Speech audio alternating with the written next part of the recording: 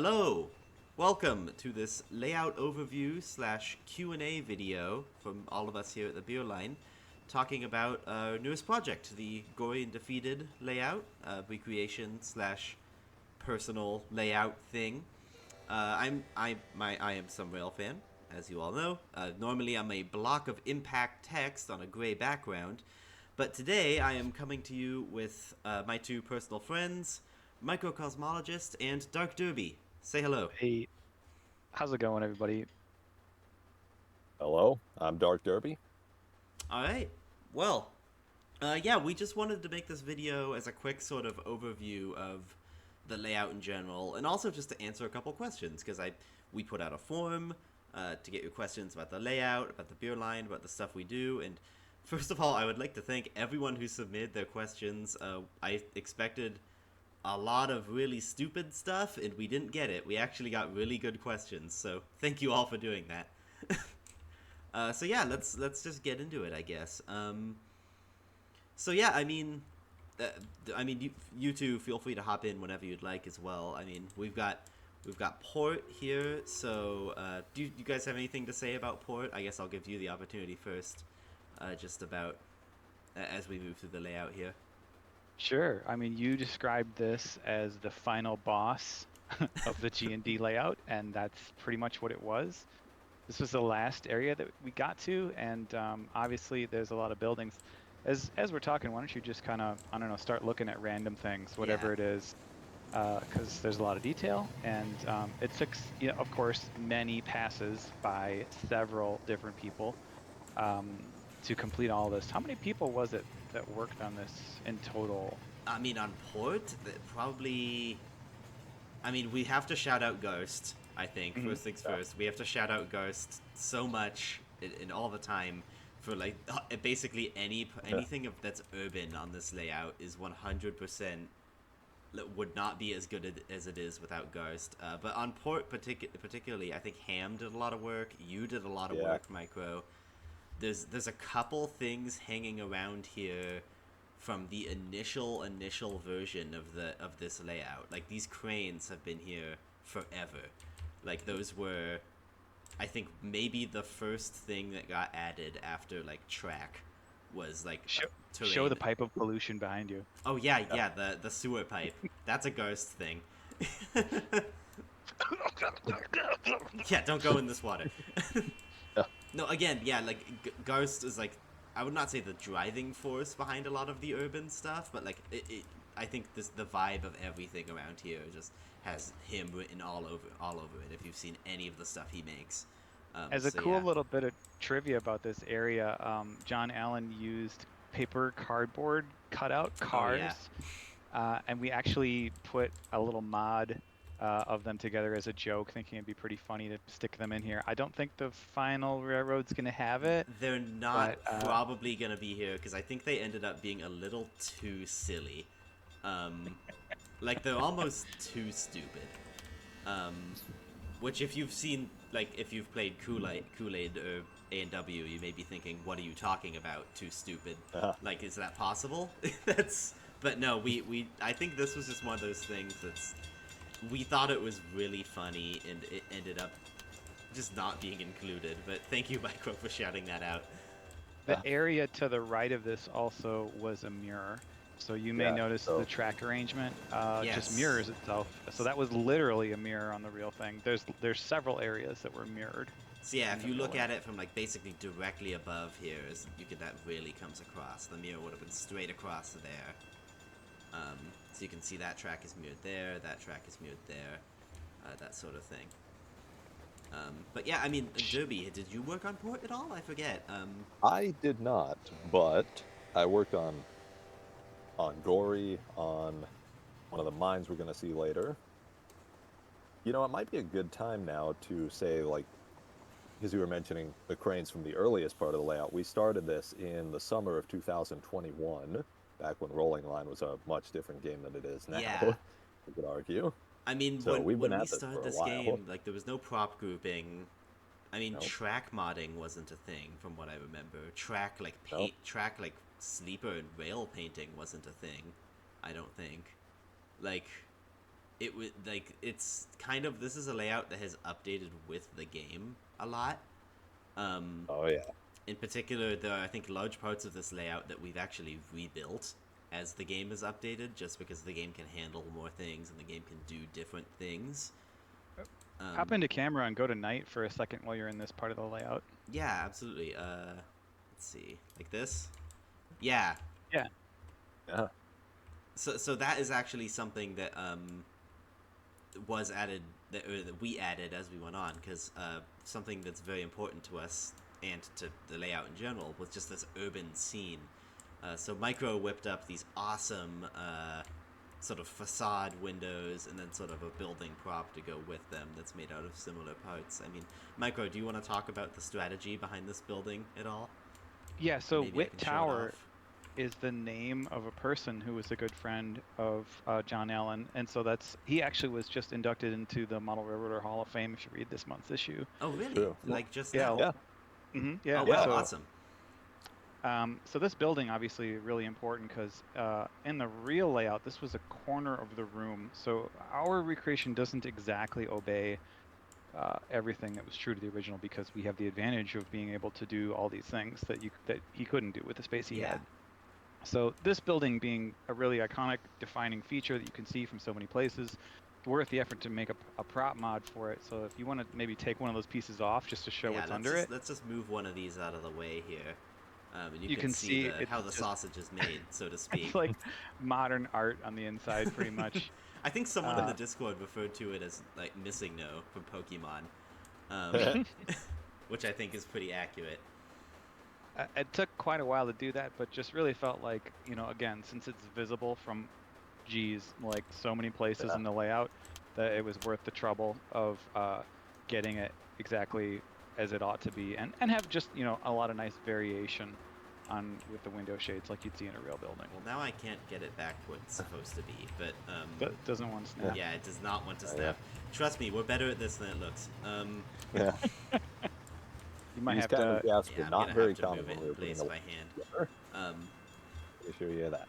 But yeah, no, I think I'm glad that you brought up that idea of things on our version, us having to compromise and in some place add to the layout on our version. Like in particular, if I just swap it back to daytime here, this entire area back here, I should point out, none of this was here on the real G&D. Like basically everything from here all the way back to there, none of that existed, because if you think about it, on a real layout, if you're over here looking back there, you can't see any of that.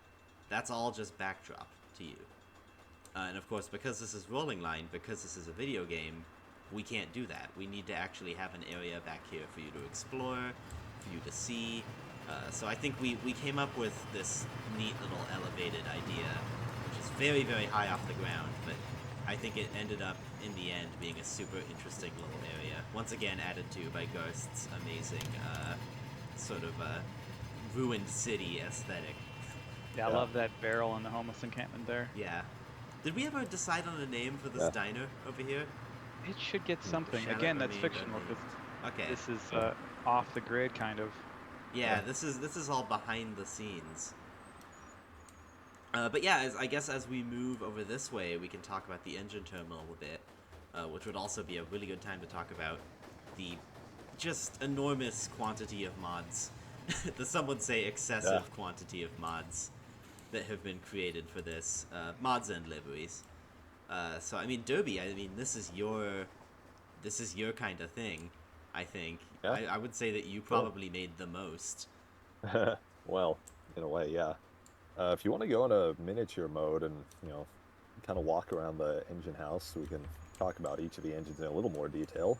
So you'll see number is that 43 over there, the Berkshire? Yes, that would be number 43. Yeah.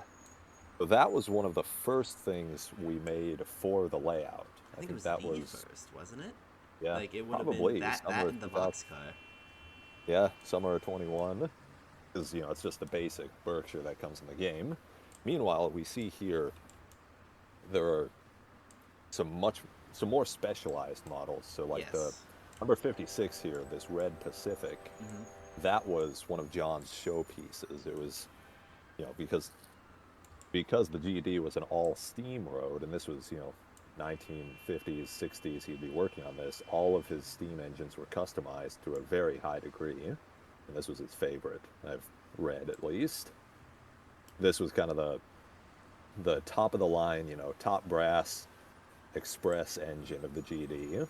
Would it have been actual brass, like an import? Oh yeah, yeah.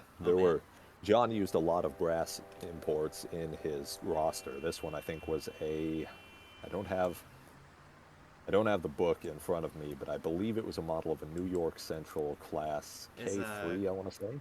Yeah, it would have been pre-Hudson. Yeah, like a K. Yeah, this K one. something. Yeah. What we did for ours, or what I did for that one, is I took Cygnus OX's USRA Light Pacific.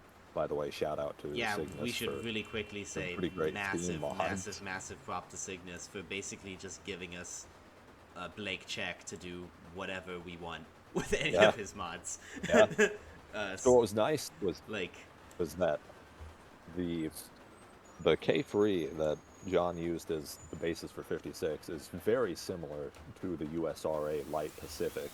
In fact, I wouldn't be surprised if the prototype K3 was just a lightly modified Light Pacific. I'd have to brush up on my Steam history, but I think that is how it worked. I think the USRA designs were a lot of the time based off of real, or like existing locomotives. Oh yeah, and vice versa. Like after the war ended and the USRA was abolished, a lot of railroads were still using copies and derivatives of USRA designs right up to the end of the steam era. So anyway, basically I took this model and just kind of tinkered with the front steps a bit. You can see there, because that was one of the defining features of this model, at least to me. Well, that and the paint job. It's the only. That's pretty easy. It is the only locomotive on the layout which looked like this. Like, it is very, very distinctive. Derby, could I get you to comment a little bit on the way you pick colors? I feel like your color choice is so on point. Thanks. Basically, to me, I feel like a slightly muted color scheme can go a long way, and because Rolling Line doesn't really have, detailed lighting in a way. It's kind of basic from my understanding. It's about the understatement of the century. Yeah. Anyway, there isn't a lot to simulate, different textures or different values, the way light reflects off of colors. So I tend to default to a kind of more slightly muted color scheme that still, has some saturation to it, but doesn't look, overly bright, overly toy-like, to make up for the fact that essentially all of these are lit in a kind of flat way. Like if you see here, while I'm messing with time here, you can kind of see there's no variation in terms of like reflection or anything like that. I guess if that's what you're saying. Yeah. I mean, you look at the photos, obviously, this engine especially would be very, very glossy, very satiny, and it would look very good. But if I were to recreate that exact red that I see in the photos, it would come out looking too bright compared to Can you say that one more time? I think your audio is cutting out a little bit. Oh. Ooh, yeah. Yeah, no, so when I was looking at the prototype photos, quote unquote, it's a model, John had it in a very kind of glossy, satiny kind of finish that, it looks good, obviously, but it would be very hard to replicate in Rolling Line because, again, with that bright color, it would look too out of place if I were to try and simulate, that satin gloss finish. So instead, what I did was I just kind of looked at the overall palette of the layout and just tried to figure out, okay, how make this look like it belongs on this layout without being, too bright, too out of place. And we might basically just kind of getting the essence rather than the exact likeness. Well, I think you struck the balance really well in the end. I think it's like, it's that really nice looking, it's very bright, it's very distinctive from every other locomotive, but not as such where it's like distracting. Yeah. Well, it's So the thing distracting in is, a good way. yeah, it draws the eye, but it doesn't, grab it like, by the. It doesn't grab you. It just kind of draws you, which I thought was kind of important because, one of the many innovations that John made that we'll hopefully kind of touch on in this video is that he was one of the first to really be doing a, more kind of in art from an artistic perspective. There was an art movement called the Ashcan School back at the turn of the century that was kind of a reaction against, the more romanticized movement that American popular art had been taking before then. If you look at, I don't mean to cut you off. I think we are getting a little bit into the weeds here. I think I am getting a bit yeah, far I afield, think but we basically, might. I don't want this video to be an hour long. So yeah.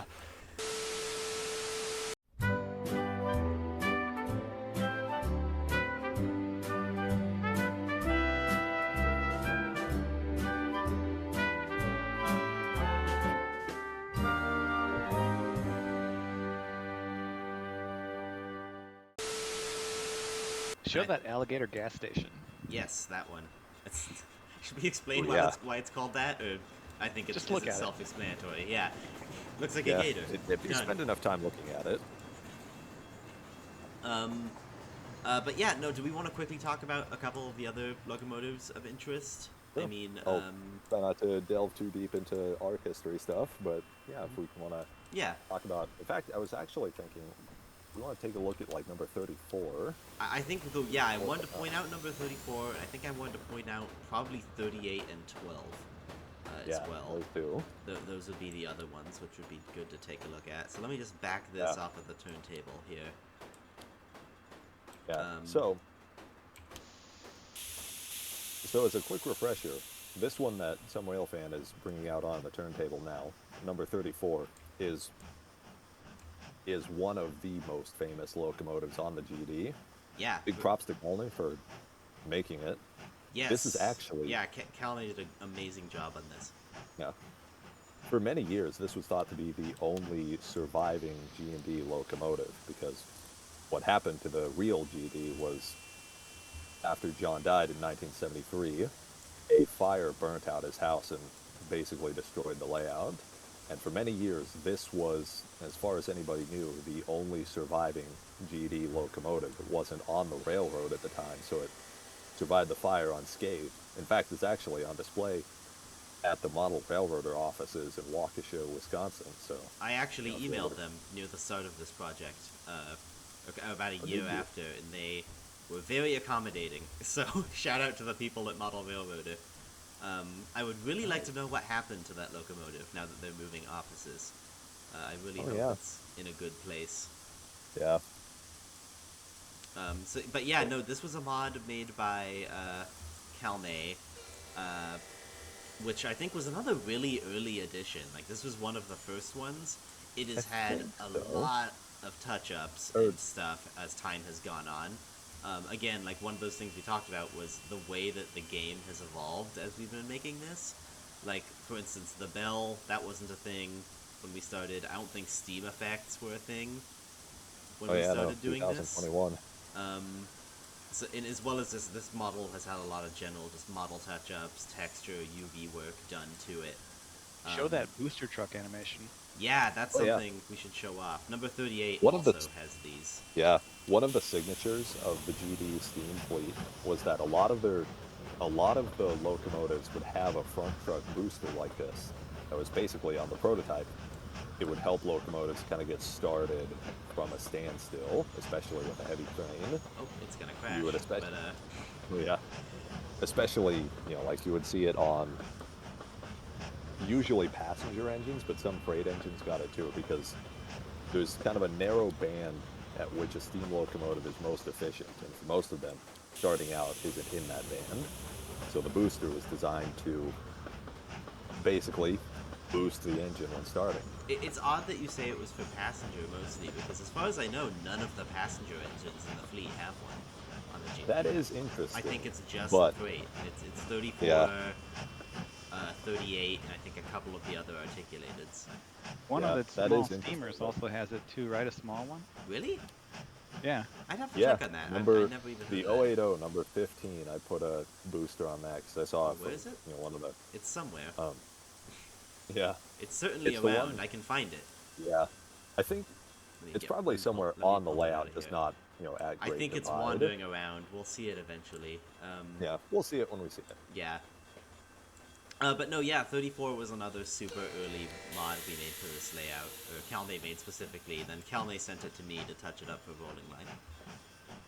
So yeah, huge props to Calne for that. The other one that I think we should talk about, which is again a modified Cygnus original, Yeah. is number 38. This giant sort of light articulated, I guess would be the way to describe it. Oh yeah. Um, Yeah. So the GD roster had, I believe it was 3 kind of small, as much as you can call an articulated engine small, 3 small 2662s of broadly similar outlines, I think similar it to like was- what you would see on. I think it was two 2662s and an 0660. I think. That might be correct. There was one of them which was different in some way, but Yeah. I could be misremembering. There's But that yeah, they booster were- truck on there again. Yeah. They were some of the GD's heavy haulers, so of course we would have to get them. We would have to represent them on the layout somehow, but given that we had to also prioritize building the actual layout and kind of making a well-rounded roster, we kind of had to do a composite of the 3. One of the things, that you can kind of clearly see about this mod is it is a mishmash of Cygnus parts. Yeah. This whole assembly here, the whole like front truck and drivers and all of that. That is all from his 2662. But all of this is kind of an extended Pacific, is the way I would describe it. It is a Pacific that's been dragged and stretched. So again, like as Dobie was saying, this is not a entirely 100% accurate model. It's more meant to represent all 3 of the articulateds in a single model. Yeah. But yeah, that's number 38. So we can back that back in there. And I think the final one we can pull out is number 12, which, Micro, you did a ton of work on. Yeah. Yeah, I just really love these tiny steamers. This, what is it, 060? Yeah, And, there'll be no 60. I just saw them in lots of pictures. Yeah. And so for that reason felt like, oh, we really need one of these to have the look of this railroad because he used them a lot, or you see them a lot in pictures. Yeah. Oh, they're everywhere. Yeah. Oh yeah. It's So- the balloon stack look with that little like wood burner tiny engine is Yeah. a very G&D thing. Yeah. So this one is a representation of one of 2 small engines that John had on the layout for like peddler freights, just basically kind of doodling along the line with stopping at every station. The real one is, there were 2, an 060 and a 260 that he built in the same kit as the 060, and they were kind of these small little, like we were talking about, these just little engines that could, in a way, the wood burning, the big diamond stack, these kind of old time details on a slightly less old time locomotive. Gives it a lot of character. Yeah, no, I mean, do we want to mention that about number 26? That maybe that will be a thing eventually? For 25, it'll come down the pike eventually. Yeah, there are a couple things that we should say that are not done in time for release.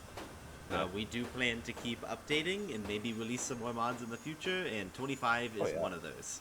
So Yeah. keep an eye out At for some that point. at some point. Yeah. But yeah, like we were kind of touching on earlier, the important thing was getting a well-rounded locomotive fleet ready to play with on release. Yeah, exactly. So you kind of have an essence of everything in this. I do also really quickly want to shout out number 10 here as being the other locomotive besides 34, which is still around. Yeah, We won't get into it actually, a ton, but that is another yeah, one which is there are actually which quite survived. a few. In fact, I was wondering if you had the mod of the 440 number 8 that I made. If you Oh, want to have yeah, that we'll get to layout. that. It's over in Gorre That's right yeah, now. we'll get to that. But yeah, I guess let's get back to the That's layout. also one of the I think we spent surviving a lot of time GD on that. engines. But yeah, Yeah, over we here kind of we did. have downtown Great Divide. One of the things I like to point out about Great Divide and Port that I think is extremely fun is that these two cities, Port down there and Great Divide up here, you can see here on the layout, they're right next to each other. They're connected by a road. There's a trolley line that goes between them. They're right next to each other. In the universe of the G&D, in the canon of this layout, these cities are like hundreds of miles apart. Like there's no connection like this between them other than the railway itself, which you can kind of see if you look at the layout of the track here. There's actually no real way for trains to get from Port to Gorey unless they take the giant main line to get there. Which is just something that I think is just this amazing piece of layout design where John is essentially getting two urban spaces for the price of one. Yeah, It's this layout is just a masterpiece of track planning. I mean, yeah, Micro, you mentioned like working on this layout in Rolling Line and just being inspired for real life. like, um, Absolutely. So if you take this whole main line all the way around, it's about a 15 to 20-minute ride, which is just stunning that he has built it in so many layers. And you really see this when you get over to French Gulch. Everything is all stacked up, and there's a ton of verticality going on. It's a masterpiece in terms of taking a spaghetti bowl of different elevation changes and managing to operationally string together all these interesting and cool places on top of the scenic work that he's done. I think one of the things that like is most impressive to me about it is the fact that this layout in Rolling Line is, I would say, it's nowhere near horizontally as big as something like Beer Line or Blue Island or anything that we've done before. But in terms of like verticality and the length of the main line, it is just like leagues bigger. Like the fact that you can ride from one end of Beer Line to the other in what, like 5 minutes or so, Something like um, that. something like that. And it's like you've got like a 15-minute ride on this whole thing, despite it being kind of like horizontally, it is a smaller footprint. And it's just this. It's when people say that John Allen was this genius model railroader and he was a master model railroader, none of that is hyperbole. Like yeah. it is They're not 100% lying. true. But yeah, as we move further along here, that was sort of downtown Great Divide, and then we get kind of into the industrial area over here, which is where you've got the main yard of the layout, as well as the station, Great Divide Main Station, which is another super early thing that we added here. It's this really cool old kind of elegant station building that you'd imagine seeing in pretty much any major city. But yeah, there's a couple other things around here. You've got the Weekly Herald newspaper, as well as the Icing House by Micro here.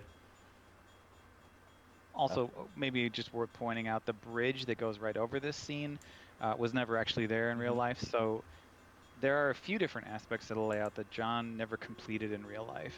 And so, of course, if we're Yes. making a recreation and we want to run trains all the way around, well, we had to string the track together. So there's a couple things that we invented. The bridge right in front of you right now is one of Mm-hmm. those. And basically, we picked one that would be mostly see-through so that it wouldn't obstruct the Yes. scenery behind it. Yeah. You may also be kind of laughing a little bit at the extreme amount of clouds and pollution coming out of those factories. But if you look at the backdrop painting of this area and closely study that, there's a ton of smoke Yeah, coming it's out of the buildings. the people of Great Divide are constantly choking. Yeah. It is not. I would not describe it as a great place to live, unless you Yeah. like trains, in which case, you know. So the also worth mentioning, the backdrops on the original are just incredible. We kind Oh of yeah. added some clouds at the 11th hour to kind of mimic that when you're in large mode. But the real ones are work of art and really kind of can't achieve that same look without hiring a painter. As long Yeah. as we're I mean, it is shouting, worth. as long as we're shouting out people who made mods and stuff, shout out to whoever made these clouds, on the 3D asset store. Yeah. We paid real money for them. We didn't steal Yeah. them. Yeah. But yeah, no, that'll be Great Divide, and you've kind of got this. This is where you'll do most of your freight staging if you want to do actual operations. As far as I know, there was no actual staging yard on the Gorre Daphetid. Everything was done on the layout, with the Yeah, exception that of was the car ferry that you may have seen down in port. That was removable. yeah, that is true. There are no hidden staging tracks or anything that we kind of take for granted on modern layout design. There wasn't any of that on the Glory and Defeated. All track would be operated, in plain sight, basically. So here's a great example of that verticality we were talking about, where that's like a solid 3 feet in between those two trains, which I believe are kind of on opposite ends of the main line right now, if my internal That map is of the true. track plan I is think, right. yeah.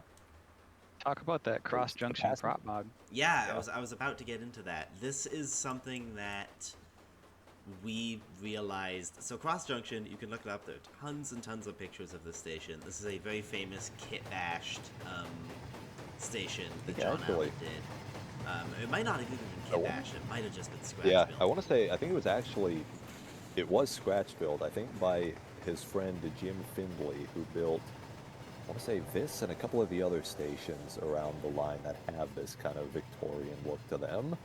Yeah, so There were when we were designing this, one of the things we realized was we had to prop mod this. There was no way we could have done this in just standard rolling line. And so yeah, this is actually something I whipped up. This is a very, very quick and dirty prop mod of Cross Junction, but I think it turned out very, very good.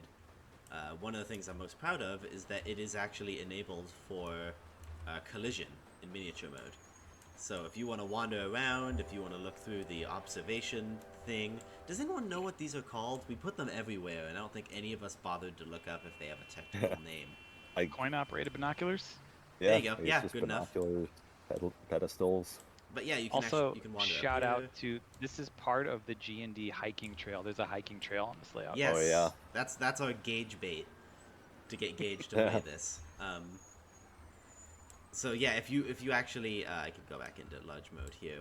I think that's maybe what we'll do for the Q&A is I'll do a hike around the trail and we'll answer questions as we go. Okay, cool. But yeah, cross junction. It's got this little upper area, this little spire that you can go into. It's just I such never noticed the light bulb inside of there. Oh yeah, so that will actually turn on at night. But it's just such a neat little station where you've got basically 3 different platforms in this tiny, tiny footprint. It's a great little area. Yeah. What's interesting is it was technically actually 2 stops for operating purposes. So if on your hypothetical G&D operating timetable, if you had cross junction on your timetable, you'd stop here. But if you had a stop for a place called Corsa, it was the upper level of the station. So like right there where we just were in miniature mode. So yeah, But this we you should would add a see- sign for that. yeah we Yeah. should do that. It's, Yeah. I'll do So that you after, get as soon 2 as we're done stations in recording. one. Yeah. So this whole area up here, this is Corsa with the big clock tower and such. Yeah. But yeah, moving right along, I won't dwell on it too long, but we've got the logging camp down here at, would this be Sowbelly? If I'm remembering correctly? No, so, yeah. Stowbelly is over by the oil derrick. Is it? I thought it's kind of the same area, but, Let me. yeah, Okay. Derby, you do your reference. Yeah. I think Uh, now's a good time to shout out one of the most valuable resources we had Yes, oh is my a book god. called Model Railroading with John Allen by Lynn Westcott. Yes. So if you're ever at a used bookstore or a train show or something and you see a copy of it, get it, because I would not, I don't think I'd be exaggerating to say it is one of the finest model railroading books ever written. Oh, it's incredible. Like, I don't have a copy of it personally. I've looked up pages from it, and you've sent me pages from it. It's very, very good. Like, so Yeah. much detail that you cannot find anywhere else on the internet is just available in this book. Yeah. Like, I remember I've had to message you multiple times and being like, hey, what does the Yeah. book say about this? Like, that's... Yeah. This is one where I think even like people with no, with no like experience or, I guess experience in general, like just complete novices to model railroading or people who don't know anything about model railroading, I can show them this. And like, this is kind of what, if people ask me like, hey, what is model railroading about to you? I can just hand them this book and it's like, have a look through this, and Yeah. this is what the constant source of inspiration, basically. So yeah, as we move along further here, we get to the namesake area of the layout. So down here you have Gorre, this whole kind of area with all these industries and the engine house and the little depot and the yard. This is all Gorre. Then up here, towards the back, this is the town of Daphetid. So the reason this is the namesake area of this layout is because if you look at this area from above, you can kind of see that this whole section of the layout is a bit isolated. Like, it's almost like a bit self-contained. If you were to attach this to here, you could just do complete like continuous running on just this part of the layout. That's because this was the original module that John built everything else in the layout off of. So it's one of the things people always say about model railroads. A model railroad is never finished. It's always expanding. This is the epitome of that. Yeah. It's kind of So, like this. for- It's just everything gets built off of this tiny little module Yeah. here. So, for a quick historical outline, John Allen gets into model railroading in about 1946, and he builds this section that we're looking at now, right up to about where that water tower is. That was the edge of the original layout. He built that. It's a 3x7 that he built in his kitchen, and then by about 1950, he's incorporated it into a slightly larger layout. Yeah, the version 2. Whatever part of his house. And then in mid 1950s, he moves to a place in Monterey, California, and he starts planning this layout in about 1954, 55, and it incorporates this into what becomes, this that we're going to be exploring, that he builds over the next 20 odd years. Yeah, But no, it's... where we are now is the nucleus from which the rest of the layout spread. I like that way of putting it. It's the center of everything. So yeah, this would have been one of the other super, super early parts of the layout, which I guess... Oh, yeah. Derby, talk about this engine house. Yeah, This so is an this was amazing shape actually build. Yes, yeah. this was actually the two railroad structures here in Gorre. I built these. They were actually the first buildings we put down on the Gorre and Daphetid, were the engine house and Gorre station. Right So here. let me just point this out. This is all shape build. Like, Yeah. all of this. So this was is... before I. This was before I, like, really knew anything about using Blender. So all of this. In fact, if you want to jump down into mini mode and walk around inside. Yeah, this is, like, All I'm of not this. joking, one of the most impressive shape builds I've ever seen. Yeah, this Like- is all built with stuff that is packaged right into rolling line, like all basic, like building pieces and shapes. So you can see like the skylight up there. That's just the basic cylinder pieces you find in the drawers and rolling line. This is one of my These- favorite details, the exhaust Yeah, stacks for steamers. They're like, yeah, those are just like pipe props and bridges for the interior scaffolding. But yeah, this was actually, on the real layout, this is the layout that the part of the layout that put John Allen on the map. He builds this in, I think, 1947 or 48, and he submits it to a photo contest in Model Railroader. Now, again, for a little historical context, in the 40s, when John's starting out in model railroading, there isn't the realism and detail that we take kind of for granted in model railroading today. That isn't there. It's very much model railroading in the sense of like an architectural model. You're basically working straight At from the that drawing. point, you're not that far gone from, like, tin plate, 3-rail. That kind of stuff was still very... Sort of. not that long ago. Yeah. Well, what it was modelers building, two exact models, because they were kind of working to separate themselves from that, old tin plate, 3-rail Lionel kind of, toyishness. I don't know what But the what John words does... are. Sorry, that's go ahead. interesting. That's... But what John does, and you can actually find, there are plenty of photos of it, what John does is he weathers it and kind of wears it down would agree that nobody has really seen in model railroading at this point. So And if you were then to he look at adds pictures of bird real poop. ones, yeah, Yes, yeah. there's bird poop on the gutters. There are broken window panes in the windows. There are, little cracks and, broken panes and missing panes. There's, locomotive smoke over the doors. There's all kinds of detail here that, you know, that you look at a real locomotive, a real railroad engine house, it's like we were saying earlier, it's very grimy, it's worn, it's exposed to the elements all day. And John's is one of the first models in, the hobby as a whole to really capture that. Everyone else is doing, like just basically reproductions of what you would see in an architectural drawing. The platonic blueprint. ideal of a railroad. Yeah, like Yeah, there's none of the dirt and grime of actually doing that sort of thing. yeah. So at a time when basically most modelers are reproducing just what you see from the blueprints, John's going the extra mile and adding, the broken panes and the bird poop that every building in real life has. Yeah, no, this was definitely something that I think Also, you really. might want to check on that Shay. I think it's about to head to the end of the line. Oh no, it's gonna stop. Oh, It's this whole thing's got. So yeah, we should actually perfect transition. A couple of places yeah. on this layout have AI set up. In theory, we should couch this with in theory, you can run trains in both directions on this layout on the main line. We cannot guarantee that that will work forever. Yeah. It tends to work for about 10 minutes or so, and then it hits some critical failure and stops working. You cannot imagine how much time I spent trying to get that to work, so just keep that in mind that we tried our best.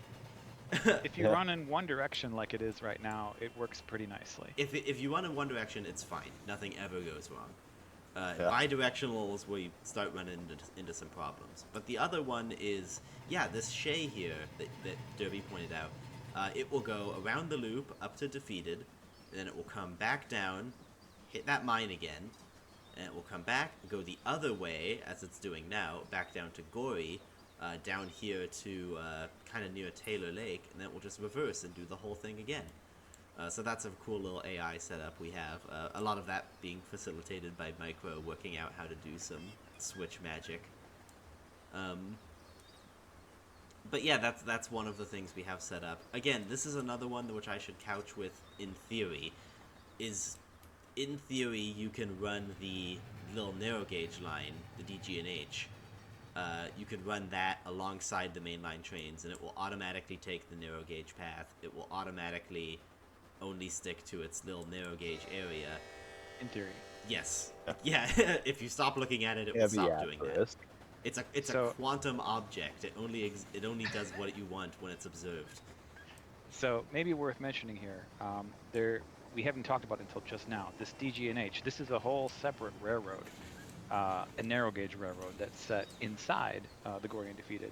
And so John didn't complete it in real life, and we added 2 industries because I went on a rant and said, okay, this railroad needs a reason to exist. Why is it here? It's making money. It's making probably a lot of money off something. What is it doing? And so this is a copper smelter. You can see the ore cars right in front of you.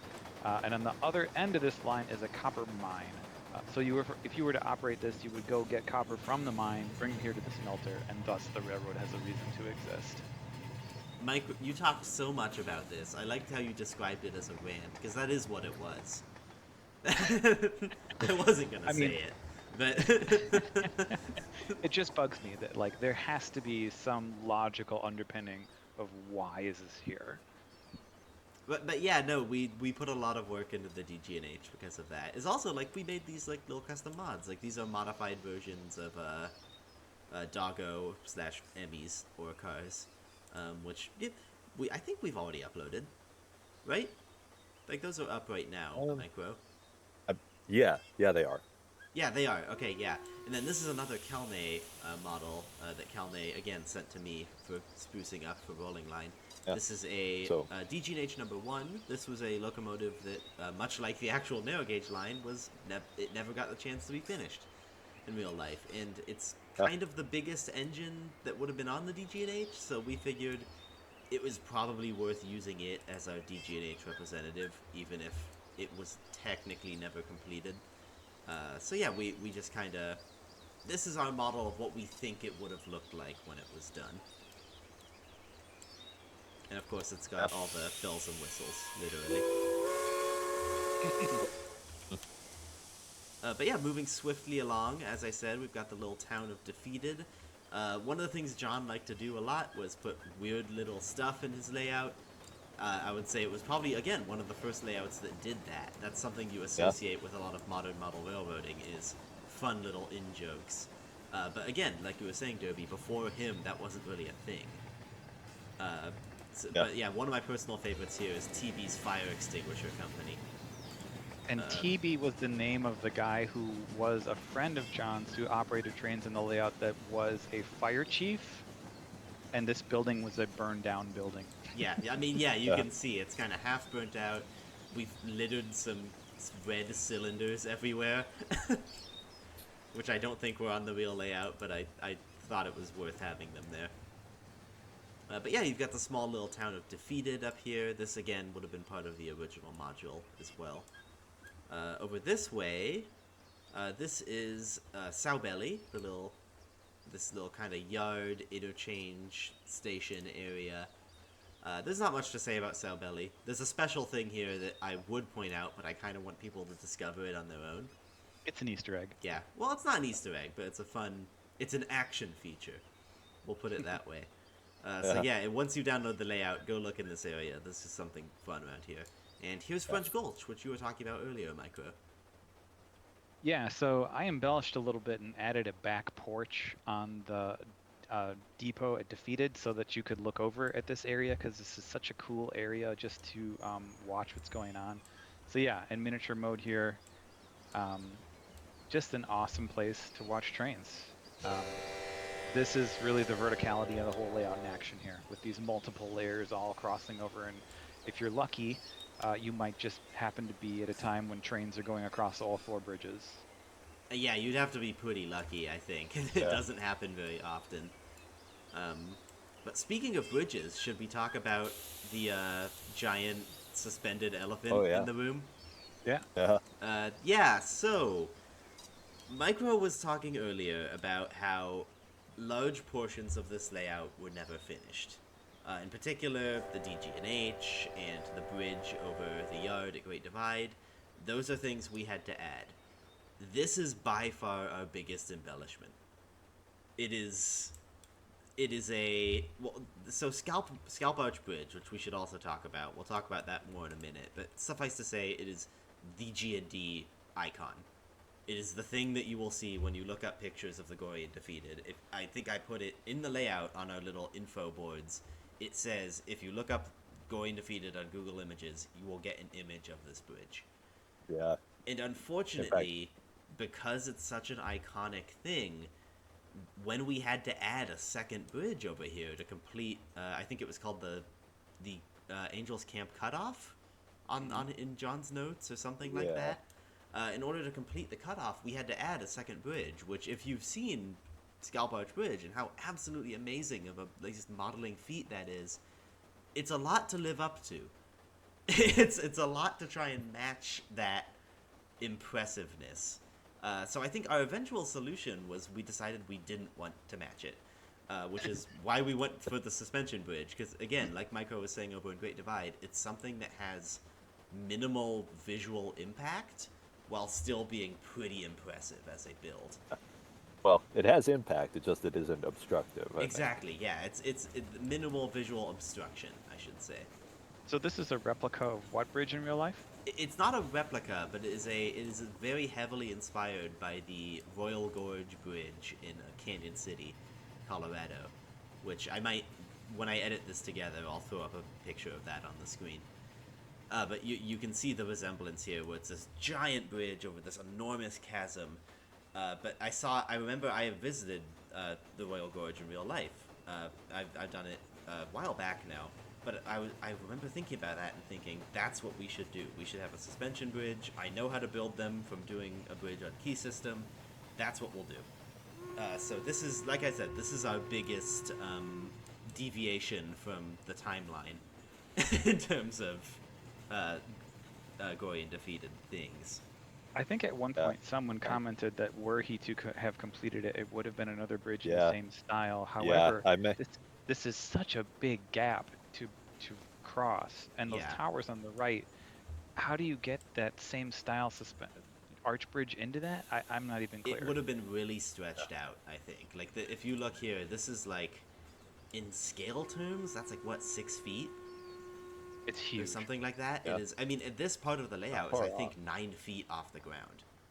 Like, Yeah. it would have been on the real layout. It is just, which again, just the verticality of everything. But, yeah, we decided on the suspension bridge, which I think looks great, personally. Maybe I'm biased, because I built it. But, We also added Chalet Monterey. yes, Yeah. that's another micro rant. That was... Why does this track go up here? What is here? There's a track that just ends. They built a railroad all the way up here. What are they going to? Well, I think we should quickly point out, as long as we're saying what things are inspired by, this is probably anyone who's a super foamer will recognize. This is the Isaac Walton Inn near Glacier Park. This is the Great Northern Hotel. It's very easy to see that's what this is based off of. But yeah, we just decided. I think the pitch here was like it's kind of like a national park kind of thing. Like you're coming up here or to like do a hikes. like and a see- lodge. Exactly, yeah. I think the original think pitch of, like, was the ski timberline lodge, on and then it the stopped hood. being a ski lodge because we built another skiing thing. Yeah. But yeah, down here is Devil's Gulch. One of my favorite things to do in the layout is if you stand on here in VR and look down, that's like 1,000 feet. It is kind of a ridiculous drop. It's even more if you look over this side because we added the giant skybox for Giant Canyon. It is very scary in VR, and I want everyone to do it who has a VR headset.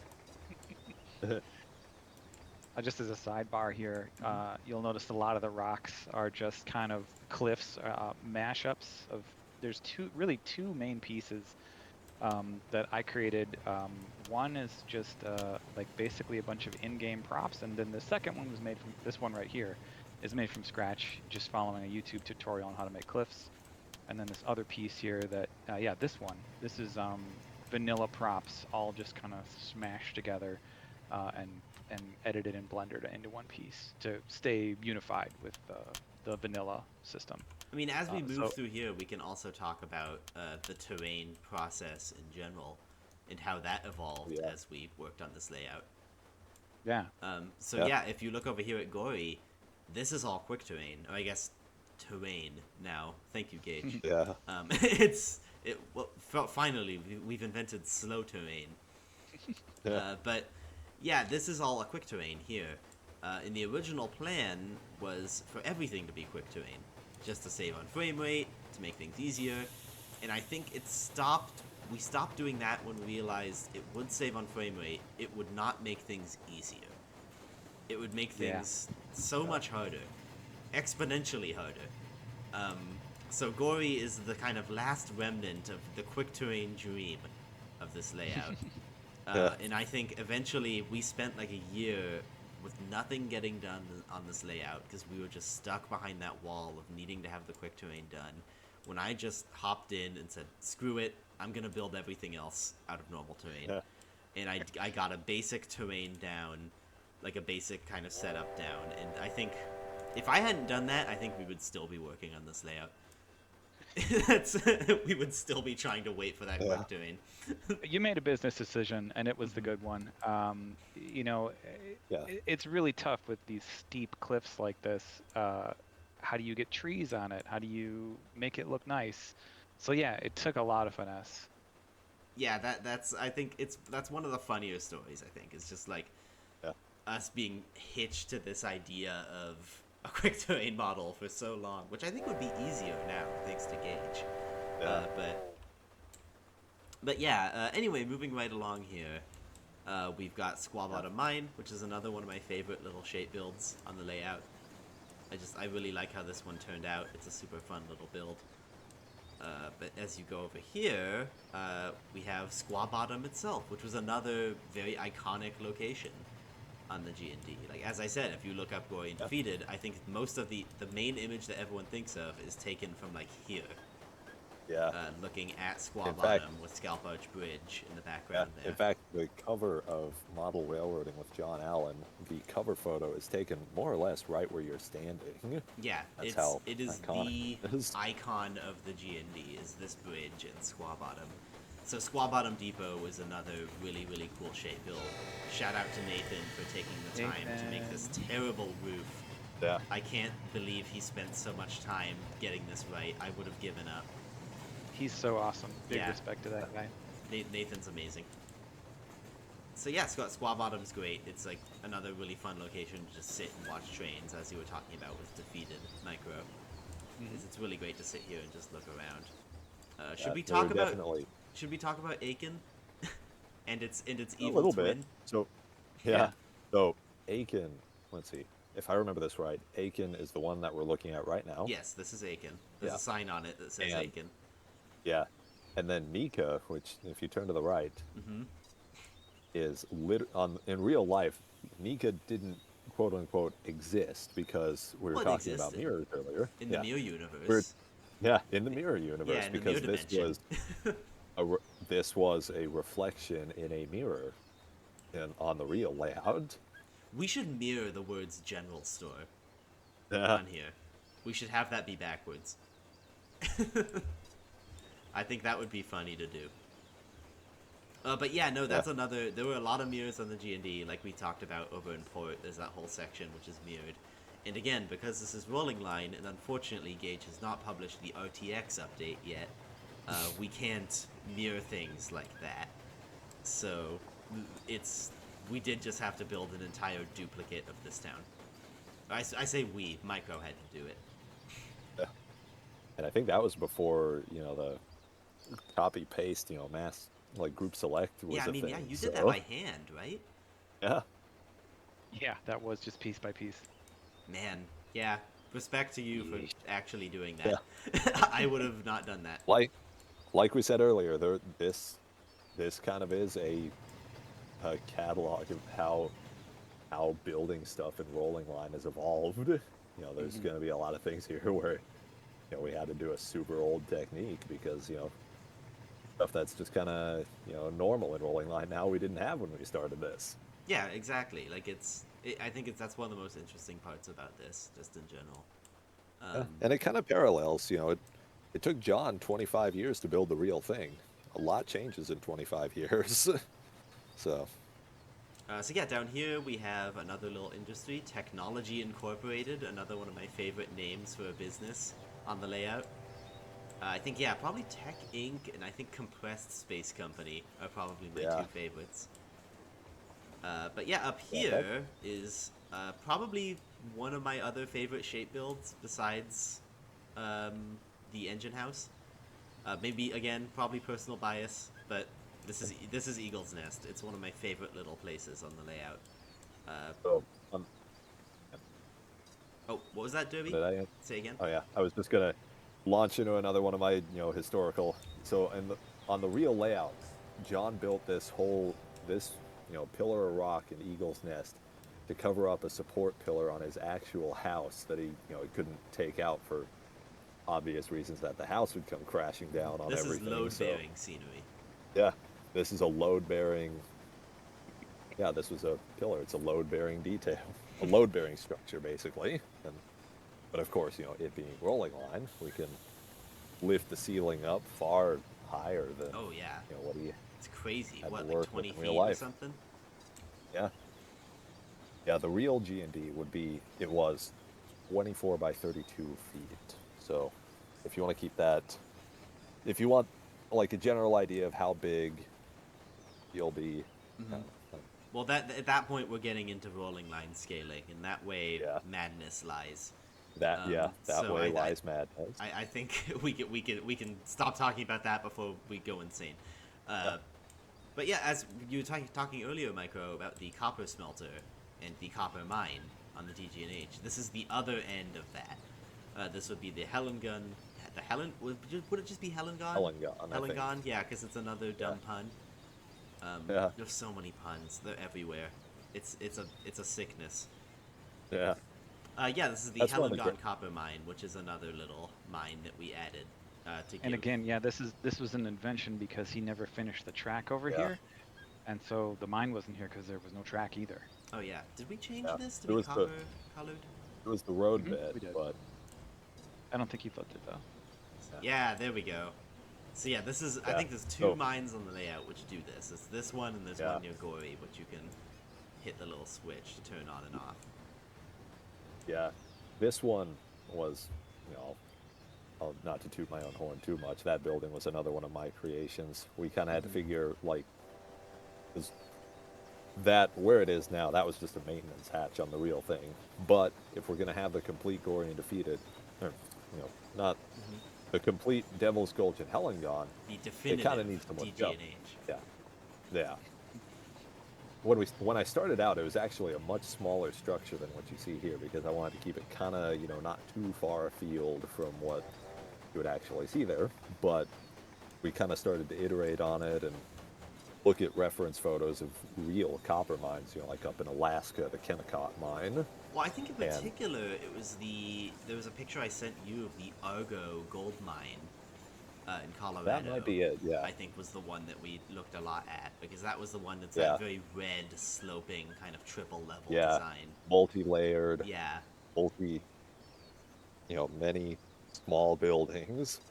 There's actually, I don't know if you have it on the layout right now, but I had it set up so if you have, I think it's Joe Train Gamer's little minecart train mod. Yes. Yeah. What it does, there's a track there, and if you have that, the minecart will actually go, I think I set it to about a minute and a half cycle. It'll go between the mine tunnel to the mine building, just back and forth on its own. And Yeah. it'll pause, so it looks like it's being unloaded and loaded. No, I don't think Just we have wanted- that going right now, but I think thank you for reminding me because I will include Yeah. that in the actual full release. But yeah, up here is another small thing that we added. I guess part of a small thing that we added. This is Cold Shoulder. This is an area in the layout which was, as far as we can tell, basically inaccessible. Like, I don't know how you're supposed to reach this from back here. Yeah, but you don't. it's the wintry, snowy zone. This is the, like, if you played like a Mario platformer, it's the snow level of the G&D. It's the... but up here, yeah, I think this was the only building up at Cold Shoulder on the real layout. This Yeah, little I think it station, was. which yet again, Micro decided that this needed to be here. That there needed to be something for Yeah. people to go to. Yeah. Who is coming here? Why would you ever go here? Why would they build a station this big? There has to be a reason. Every railroad has to have a Yeah. reason. People to can't exist. just enjoy the snow, enjoy the winter. I don't. I don't. So hence the skiway. Yeah, the skiway, the Cold Shoulder skiway, which I mean, it's very clearly, if you've looked in real life, I would highly recommend the video by Peter Dibble on the Mount Hood aerial skiway. It is the best video in the subject. But I was watching that and I'm like, okay, yeah, that's what we'll do up here. That's a cool enough, unique enough idea. So we made this little kind of ski gondola mod, which I originally wanted to look like the skiway cars, and eventually kind of evolved into its own thing. So this will move along the track here. If you set it to go, it will actually use AI to stop and go back and forth, which I should have just had it doing at the beginning. But yeah, this is a minor little thing that we added that I think is pretty cool. I think a good way to think about our additions to the layout is we're kind of building on, like, kind of think of it as kind of a Gorre Daphetid 1974. So in real life, the layout was destroyed in early 73. We're kind of working from the premise of, what if the Gorre Daphetid were still in existence? What kind of Yes. things would John have added? And so we kind of look for stuff like the skiway that would fit into this kind of sort of eccentric, but, still this fits the GD vibe, which is, kind of eccentric, kind of stylized, but still very focused on realism and, feeling like part of a larger whole. Exactly. Yeah, like it's a lot of things that try and kind of fit that vibe. I mean, I don't know. Would you agree with that, Micro? Would you say that that's kind of the energy that we try to maintain? Yeah, for sure. And I would say a lot of the stuff that well, I would say everything that we added that wasn't there was added in a sense of why does this exist? What needs to be here for the layout to function? It all has a basic and logic. Yeah, it's I all don't think based off of Yeah. logical, like extrapolating what was already there. like we didn't add anything that was just a total fabrication that wasn't there for any reason. Everything that Yeah. we added for I think like a valid logical type of reason. Yeah, exactly. Yeah. And I think we also a lot we would also base stuff on like what was known to exist on the layout. So like if you're looking at some of the stuff we've added, we generally kind of tried to base it off of a similar counterpart that would have actually been there. So that way there's still that visual consistency. So any G&D historians wanting to write us and comment and say that's not accurate, why did you add that? Don't do that. Well, do not comment. Drop us a line at 1-800 don't go add away. us. That's but yeah, it's. I think now that we're here, we're finally moving on to kind of the final area in the G&D, which is Andrews. Andrews, I think I've described in the Discord as being the first area that was completely like done. Like even as back as probably like a few months ago, this area was finished. And I just think Andrews is just a super cool little area. I think it was on the end of a branch on the real G&D. Yeah. Although the fact that we've completed the cutoff means that that's kind of not the case anymore. Like it's kind of more adjacent to the main line than it ever was Yeah. on the real layout, as you can see. There's your with main line the traffic trains right coming there. back. Yeah. This is another awesome shape build by Nathan. This little station. Nathan once again just blowing it out of the park with making super complicated roofs out of a million shape pieces. It's such a weird building. It's so weird. You wanted to prop Kind of on it. is. I said we could, Yeah. and I was right. Yeah. But yeah, as we move along here, a lot of these buildings are, like, a couple times so far, we've had buildings named after friends of John Allen. Everything here is that. This is all John Allen's, like, some guy he knew. Yeah. Lynn Westcott will be a name that everyone recognizes. That is, along with John Allen, maybe the most recognizable name in model railroading. Yeah. In case, just as a quick reminder for those who don't know, Lynn Westcott was the editor-in-chief of Model Railroader at the time that John was building this layout. I think he passed away while we were building it, actually. Like, actually, Lynn died in 1980. Never mind. So that's I seem to remember reading something about that. Guess I was wrong. Yeah. I think Mim's boarding house was also something, if I'm remembering correctly. But my favorite building around here is obviously Westwood Ho House. I actually watched the Grand Budapest Hotel again last night because I was playing on this layout, and I was like, giant hotel. I should watch that movie again because that's what this makes me think of. But yeah, no. As we move along here, you've just got a couple other little areas. Micro, do you want to talk about Finley's detritus a little bit? Yeah, it's made out of skyscraper props that we just recolored to get the style of the building. If you look up photos of it, and then it has the real life one had buckets carrying up debris or detritus to be processed, but there wasn't really a prop that could do that, and animation is annoying, so just kind of repurposed these logging props to get the same effect of like stuff getting raised up into some kind of thing where it's chopped into a zillion pieces. So yeah, it's a scrap company. Yeah, it's great. I love Finley's detritus. It's one of my favorites. Fenton Produce Co., this giant warehouse, which I think we still need to finish. I think there's a couple things in there I want to work on. And my personal favorite business on the entire layout, the Compressed Space Company.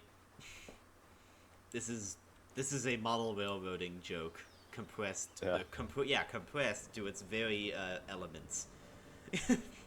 So yeah, I think part of why it's funny that this building is right here is in the real thing. If you look at the Fenton Produce building, and you see photos of it from other angles other than what you're looking at right now, it's tiny. The real life building was just crazy. Like it's all skewed, and it's super weird looking if you look at it from the wrong It's angle. it's a very forced perspective building. Like, you're meant to view it from back here on the real layout.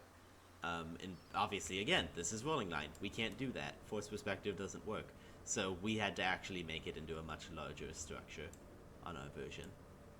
But that's about it, honestly, other than like these couple little sheds and the obligatory beer company, because this is a beer line thing. Yeah. That's right. Cheers. Yeah, exactly. Don't go in here. If you teleport in here, you'll be trapped forever and you'll die. No, you can get out. Oh, you fix that? Don't fix that. Do it. It used to be that you would go in here and there would be no exit and you could never get out again. This was a rolling line cask of Amontillado. Cask of Schlitz, that's what we'll call it.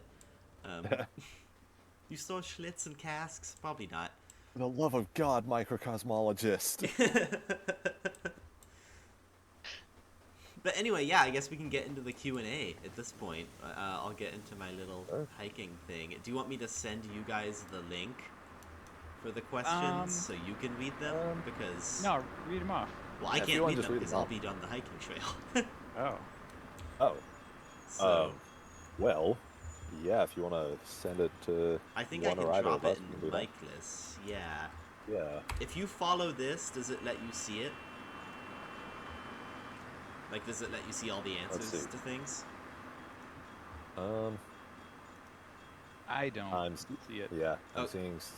Oh, You okay. have to I'll assign it. read them off then. Okay. Let me do the first one then. So Yeah. I think we're only gonna do a couple of these. So apologies if your question doesn't get read. Like I said, they were How all many great. do we get? Like, We got approximately. how 11. many? Ooh, More than I thought. So we'll see how many Yeah. we'll feel like. we'll see. Yeah. But yeah, I guess question number one by Clyde Falcon. What was the most challenging part of the G&D to model, and how did you find a solution for that problem? Well, I would I say. would definitely say the terrain.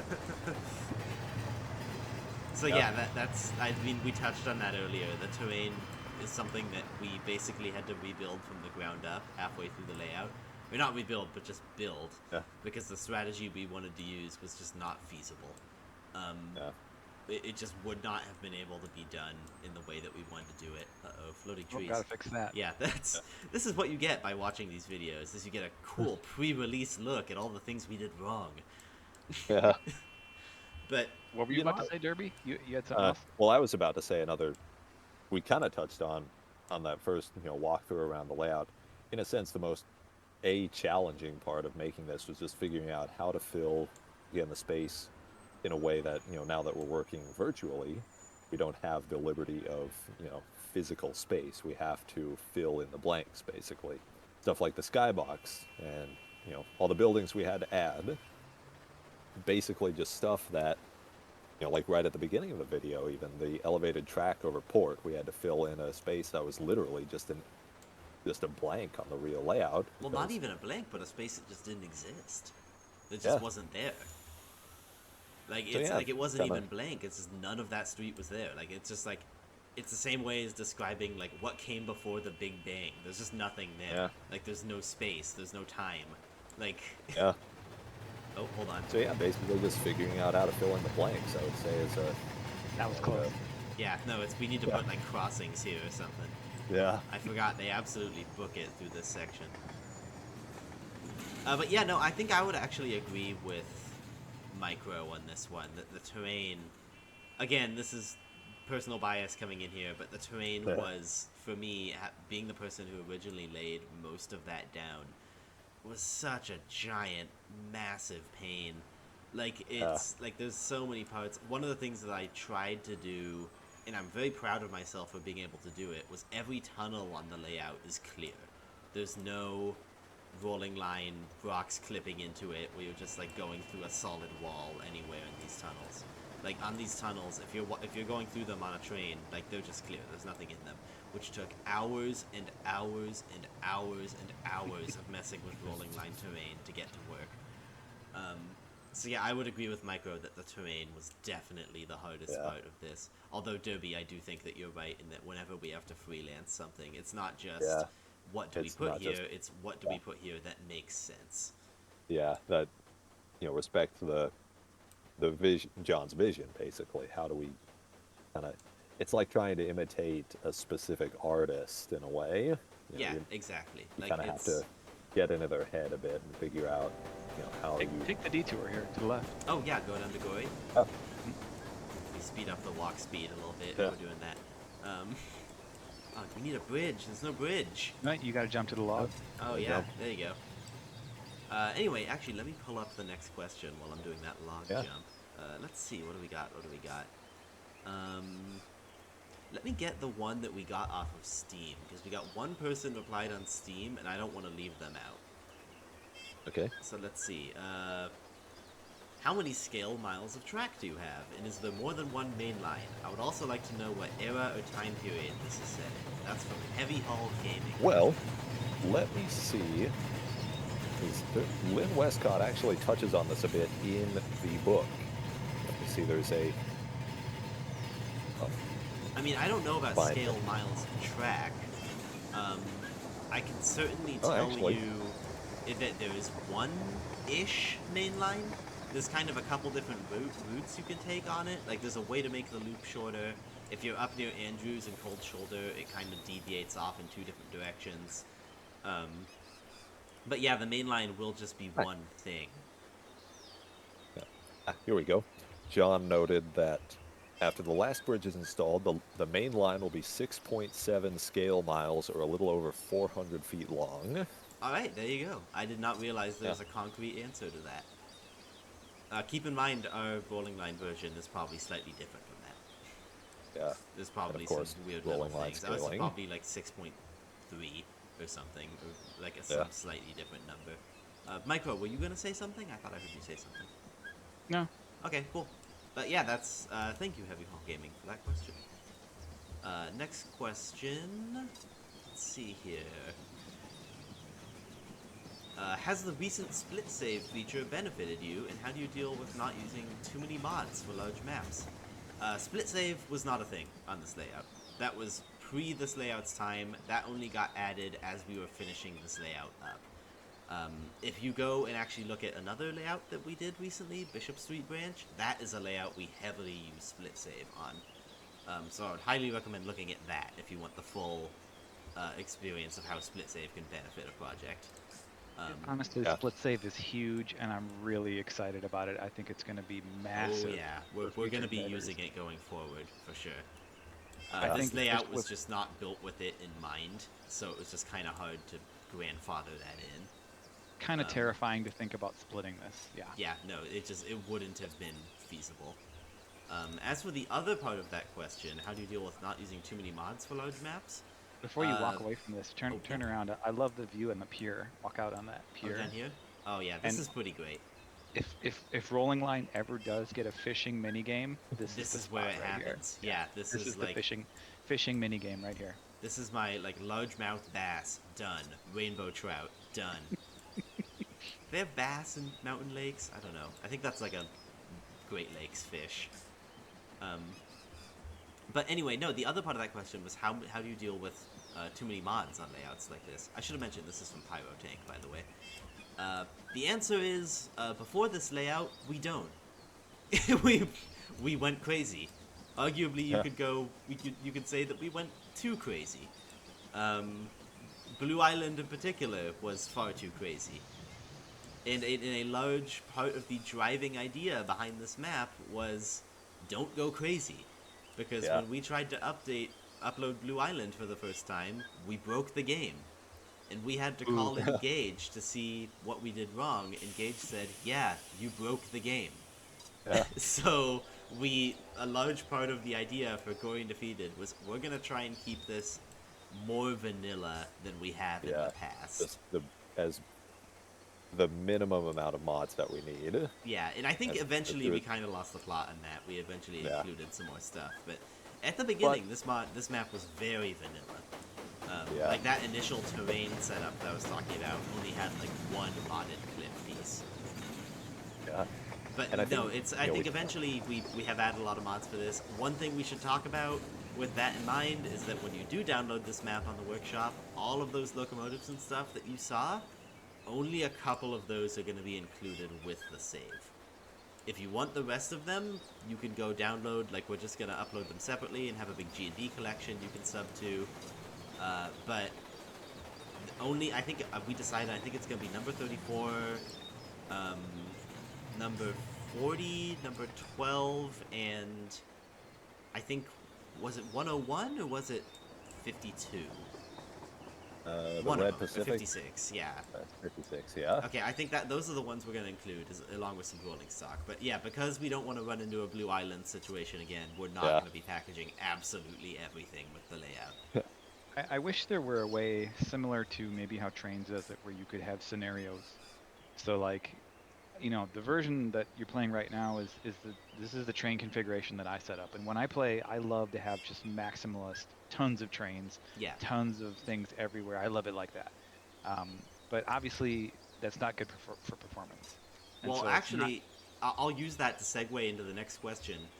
What official game features would have made this large project easier? What kind of future updates would you like to see to best benefit community projects like this? And that's from, I don't actually recognize this person, Mr. Gage Punk, I think, asked that. Oh, Yeah, Jack I don't Levinson I don't stuff. know who that is, but thank you for your question, Mr. Gage, Mr. Punk. That that is we our do. answer. A way to have it so mods can be packaged better and don't break the game like that. I mean, that's a huge question. I have to say though that as we've talked about a number of times, it's been amazing how many improvements have been made to the game over the course of the 3 years that we've been working on this map. It's incredible what he's done, and he deserves a ton of respect. I mean, and half props the stuff for the effort he's put into the game. half the stuff we would have said at the beginning of this project to answer this question has since been added to the game. Yeah, he's Like, amazing. Like, I cannot understate. Gage, I know you'll probably watch this at some point. Even if you don't, honestly, you've made one of my favorite games of all time. Like, this is Yes. a true achievement that you should be proud of from the bottom of my heart. Thank you for Yeah, this. I just kind of have to echo that. Like, this is, everything I've ever wanted in a train game, really. Yeah, like, it is not in. Oh, it's right Like, above me. Look at that. Yeah. You're at okay. high noon. Yeah, but I cannot understate the rolling line has changed the trajectory of my life. I would not be living in the city that I am living in now. I would not be doing the things I am doing now if not for rolling line and by extension beer line. My life would be very different and probably worse if not for rolling line and beer line. So I guess thank you guys too. Yeah. It's such a huge question though, in terms of like what systems could be added. Like I mentioned, I think a system that would allow you to set up configurations of trains to the version of this that gets released is going to have minimal trains on it. I'd love to be able to publish like, oh hey, if you're like me and you want a whole ton of trains, here's a file that you can download that would just take the existing map and drop in all these different cars at these various places. Or just have it another- something like, here's a map that you can download and it comes with the minimal trains, but if you download more of them, they will be there. That sort of thing. Because prop packaging has really just been a godsend in terms of like being able to do something like the beer line was, where you have so many things that you can't make the beer line without the Milwaukee Road trains, and just the same way that you can't make the Gorre Daphetid without at least some of the proper rolling stock for it. So like prop mod packaging has been just incredible and so awesome. Also, that's something that we're trying out with this layout, I think, for the first time for one of our big projects, is that automated prop packaging system. Thank Gage God has for added, that. which, That oh is my huge. God, Gage, that's the best thing you've ever done. Like, It's massive. yeah, that's for things like this in particular, where we've got like 50 something prop mods. Thank you. That might be the biggest quality of life improvement in uploading a map in the whole time span that I've played the game. Yeah, that's just great. But yeah, I would say, just a way to. I think the split save feature is good. I think it could be made easier in a way. I think we ran into some bugs when we tried it with Bishop Street, although I think the major bug was actually something we did, so I take that back. Yeah, Um, Gage messaged me and we talked about it, and I think Okay. he fixed the mistake that I had made essentially. okay, cool. But no, I think even then, though, I think part of the thing was we made that mistake because there were some things about it that are kind of hard to understand, at least when reading the official guides and such. So I think that Also- process could be streamlined somewhat. That would be my answer. Something that's going to be incredible that I'm super excited about is loads, being able to load a car Yeah, and being able to unload a car. that might be something we go back through and add to this layout when that drops. Because there's a I lot of think- parts of this layout that we could update with that kind of functionality. It's so simple, but it's so impactful. Like, that essentially gives you a certain amount of mission making, where you can say, go here, pick up this thing, take it over there. That is the fundamental of what a railroad is doing. Yeah. Yeah, And given so that, seeing that given- added is going to be a big deal. yeah, and given that one of the big innovations that John made was that the GD was one of the first, not the first, but one of the first model railroads that could really be operated in the way that we expect model railroads to operate today. I mean, yeah, Waybills We can was if- something that he did a lot. Like, Waybills was that era Yeah. of innovation for operating on railroads. Yeah. Like I said, he wasn't the first to do it, but he was, one of the big promoters of it when he was active in the hobby. I think he was one And of the being first to able- build a layout with the express purpose of designing it around that idea of having it be operated like as a real model railroad, and not just here's a layout that I've built to Yeah. I've built to have be pretty that you can also operate if you want. Yeah, and that's kind Yeah. of maybe a great segue into, like, obviously people have talked forever about multiplayer and rolling line, and if it ever happens, kind of almost what I would hope to see is just like a non-building client almost, that where you just load up the game and you run, you don't build anything, you just operate. I mean, I would pay for just a separate game that's just that. That's like Exactly, just like exactly. here's a client where you can load a rolling line save that you can't edit or do anything with, but you can run with other people. Which I think could be fantastic. Yeah, and I that mean, I might hate to- also open the door to a new lighting engine, and a new lighting engine could be just a revelation. Yeah, like I hate to conjure the specter of multiplayer over this video. But oh, this is new. This wasn't here Yep. last time I played this layout. Nope, it wasn't. Yeah, I'm discovering things on this myself. Yeah, if before this was a giant dangerous ladder that you had to climb. So, but anyway, no, yeah, let's move on to. I think we'll do two more. We'll do two more questions. How do you guys go about organizing big projects like this, especially given the limitations that Rolling Line has? Also, how many people are on the team? And that is by Husky Dynamics. How many We need people? to make a plaque. What? We need to make Yeah. a plaque. Oh, we these? don't have one yet. That it's black Oh like yeah, the we beer do need line. to make the plaque. Yeah, I mean, how many people on the team is a big question because there are way more people on the beer line team than helps with this layout. Yeah. Not to say that any of them And are there are a lot. slacking. They just we choose what we want to help with. Yeah. We play to our own strengths. Yeah, exactly. Yeah. But yeah, there are way more people helping with Beerline stuff than specifically helped on this layout. Though I do think we had a good chunk of them helped with We did this. have. I'd Yeah. say us three were maybe a third of the people who worked on the layout. Oh, no, not even a third. We're like a sixth. Maybe a quarter. No, yeah, like Oh, a sixth yeah. or something. They're way. Yeah, I've got a list.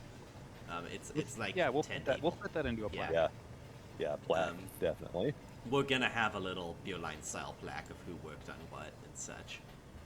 Take a look at the Hoover Dam before you head up. Oh yeah, this is another Beerline classic. We needed to figure out a way to have. I'll hop into big mode in a second to show it, but we needed to figure out a way to have the water level and ports somehow transition to the water level in the canyon down here. So the dam was the easiest way to do that. It's just a cool. It was build. it was Ham's idea. No. Oh, that was a Ham thing. Oh, awesome. Mhm. Yeah, there's someone who helped with the layout. Ham. Yeah, definitely. Ham. Tons of stuff came out of voice chat. So that, just like this is right now, we've had so many voice chats talking about, Yeah. how am I going to do this, or what should this be, or like kind of arguing about, this doesn't make sense, we need to change stuff. Like, all the things that we added, those all came from voice Without chats. that sounding board of us bouncing ideas off each other, this layout would be 90% worse. If it were all Yeah. just all of us working in our own little isolated corners, it would be so much worse. What is that doing down there? It shouldn't be there. Yeah, that should not be there. But yeah, that is definitely something which has really helped this layout a lot. What was the second part of this question? Oh, that was the second part of this question. How do we go about organizing it? I mean, yeah, the voice chats help. I mean, we've got the server, the Beerline Secret Society. If you make good enough mods and content, maybe you'll be invited in. What we do is Also, if Go you're ahead, a good person. what we do is we also have a queue going when we start each project of just, we just field like who wants to work on this, and then, once we've got enough people who are interested, one of us will get a queue going of, who gets the save for however long, and We we'll just also kinda pass had it. we didn't use it enough, and I think we should use it more in future projects. But we had the little thread in the sub thread for the G&D channel in the server, which was like, what have we done so far, and what still checklist. needs to be done, which I would like to use more of in the future. I don't think we used it nearly enough. Yeah, we did more Yeah. checklisting during the beer line, and so something that you have to have for any project to be successful is a project manager, a person who is driving it and actively bugging people and saying, hey, where are you on this? If someone has the save file and they haven't done anything for a week, hey, what are you doing? There has to be a person who's guiding it all forward. If you want a big project with many people to succeed in any endeavor, you have to have that. A professional botherer, and that eventually that ended up being me. I ended up being kind of the person who was organizing everything and managing the project as a whole. So Micro, my check for that is in the mail, right? Like that just hasn't gotten here yet, right? Like, I just want to confirm. Your payment is the privilege of being the uploader. So okay. Railfan will be the uploader. My payment is the privilege of all the people in the workshop that I have to deal with. That's the Steam points. Exactly. Yeah, It's not like I have many Steam points. It's not like I have 500,000 Steam points already. Or You can use them to buy things that you can buy with real money, so it's kind of like money. You can't. That's not how Steam points work at all. I don't use them though, so but yeah, I think my statement cannot be vetted for we're getting accuracy close on to anything beside the GD. the end of the hiking trail here, so I think I want to do our last question, which was also the first one. Oh, actually, no, I'll do one more before we do the last one, which was, how hard was it to recreate... I'm open for as many. Yeah, how hard was it to recreate a whole layout from just the reference photos and videos? As for videos, there aren't any. There's like one. Well, yeah, there is one, because like, there's some film footage of the layout, but we was didn't really use that a lot, did we? Everyone having their own phone or even like VHS recorder. Like, there was no... The only way you would have gotten films of this layout was with like a professional guy with a camera. Like, and that, I think, is what the only video is it is like a documentary on the layout that someone came in and made. As for photos, we need to talk about, I think, even more than the Gorre Daphetid book that you mentioned, the hero of this layout, and that is the guy who manages the Gorre Daphetid slide archive on the internet, who is a massive hero who will never get any recognition for that other than in this video.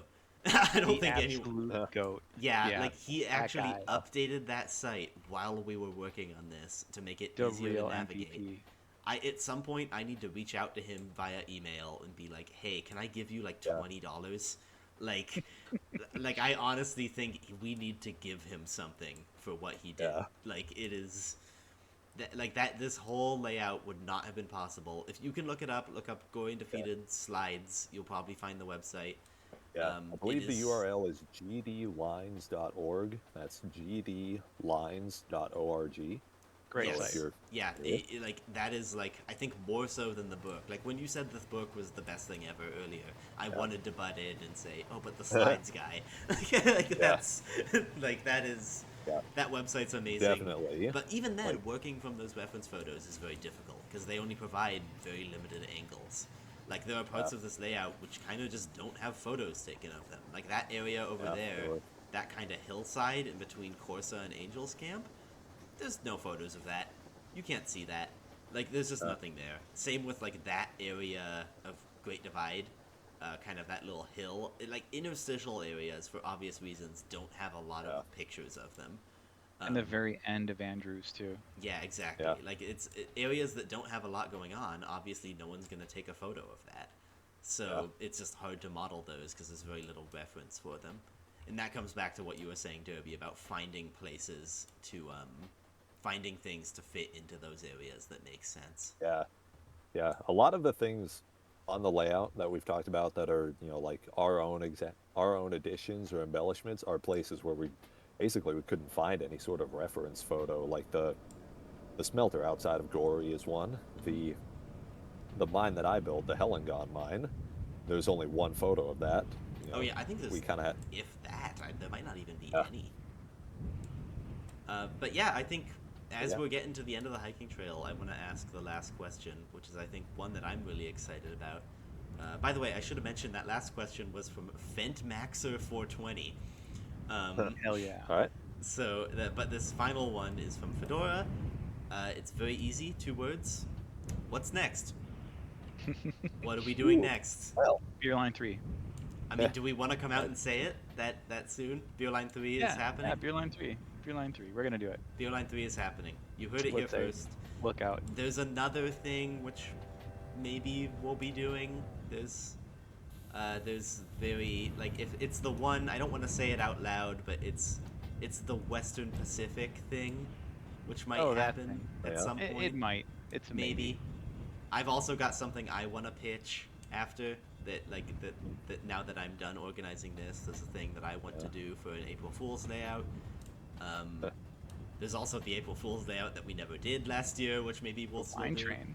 Yeah, that's yeah, it is Wine Train. We can say that. Yeah. You can see there's a whole bunch of stuff on the workshop for it already. Yeah. Heavy DJ put up Yeah. liveries and stuff.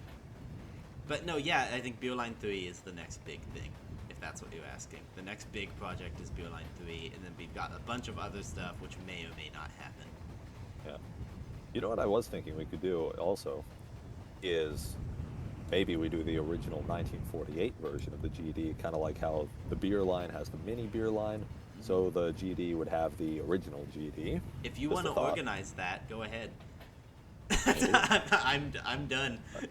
Yeah. I'm out. Yeah, no, you have done a lot for this. Yeah, like I can tell ya I that. have spent weeks of real life time organizing this project, so I'm ready to organize more things, not more G&D, please. Yeah. I love this layout. I love John Allen. No more. Version 2 would be really neat to do. However, I think that would be very difficult because finding photos of that would be a nightmare. Yeah. Yeah. I mean, we've kind of gone from what's next into what could we do. Yeah. Yeah. what But yeah, could the be. definitive answer to what's next in terms of at least bigger projects, we might have something smaller come out in between now and then. But like for bigger projects, it's Beer Line 3. That's the thing. Yeah. It won't be. I mean, it's a pretty big extension. It's quite big. It's pretty big. I think it's bigger than Beer Line 2 was, wasn't it? Yep. Yeah. So it's gonna be. Upgrade your PC before we release that. Yeah. That's something I should quickly talk about G&D. You may have noticed a couple frame drops when I'm playing it. We've tested this on lower end PCs. It runs really good. So Yeah. I will say for all of you who struggle with things like Beer Line and Blue Island, you'll probably frame drop a bit. I don't think it's going to be nearly as crashy though. So yeah, I guess that's it then. Yeah. I thank both of you guys for doing this and like Oh yeah. coming to talk about the layout. I think it's really cool to do one of these where we have more than one person. It's really exciting to see it completed after Yeah, so long this working is- It's on so it. like This I said, has been it's such a big part of all our lives, really. when I started working all on of this life. layout, I lived in a different state, in a different city. I mean, it's so much has changed, not just with the layout, but just with my life in general, and it's just crazy to look back on it. Yeah. But Yeah, yeah, with that, I mean- I guess thank you everyone for watching, and Yeah. we can't wait to actually release this. I hope everyone Yeah, enjoys this is it. gonna be I feel like this is gonna really make a splash. I think, Yeah, it's. I think this is the best thing we've done since Beerline, personally. yeah, But it's definitely one of my favorite things yeah, I've done for unless rolling Micro, you line is love Blue this. Island so much, and I you. mean, I'm proud. I'm proud of all the things that we've made. Yeah. I would say that like this is really an evolution in a lot of the techniques and the scenery. That like to me, the scenery on this layout is the best one we've produced.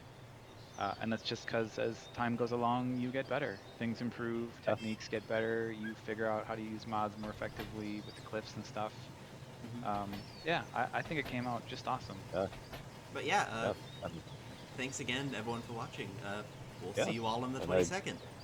Good like night. that, we can't wait to show you what else we've got in the works. So, yeah, All right. See you later. yep. See you all later.